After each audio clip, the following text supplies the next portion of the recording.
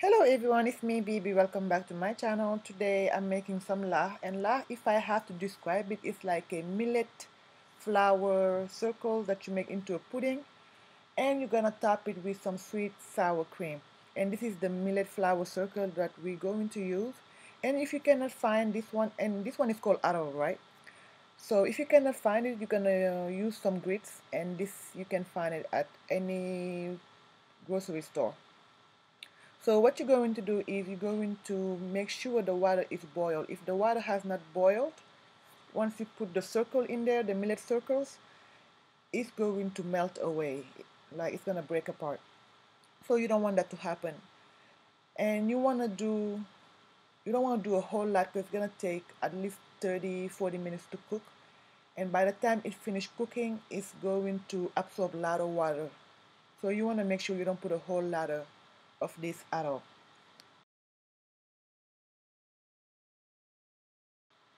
And you want to keep on stirring it every 2 to 3 minutes. And this is some salt. You want to add just a little bit of salt. In this white bowl, we are about to make the sweet sour cream. And of course, the first ingredient you're going to need is some sour cream. So this is a 5 pound sour cream, and I'm only going to use half of it.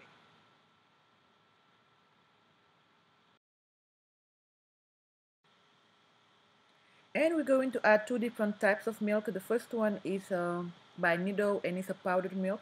You're going to add maybe about 4 to 5 tablespoons of it. And the second kind of milk we're going to add is some evaporated milk. And I almost added the entire can of milk with that. Next, this is the secret ingredient. I'm going to add a little bit of pineapple juice. And it's optional, you don't have to do that. But to me, it gives it like a little bit of acidity to it. And we're gonna add a splash of vanilla extract, some sugar to your liking, and the last ingredient going in is some nutmeg. So to cook this laax, it took about 35 minutes from start to finish, and as you can see, it came together. It looks just like a pudding, and you can turn off the stove and go ahead and stir it while it's hot. And I almost forgot to say the little circle that we made with it's called the arrow.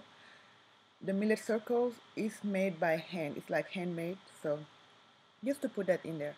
Thank you guys so much for watching. I will see you back here for another new video. Bye.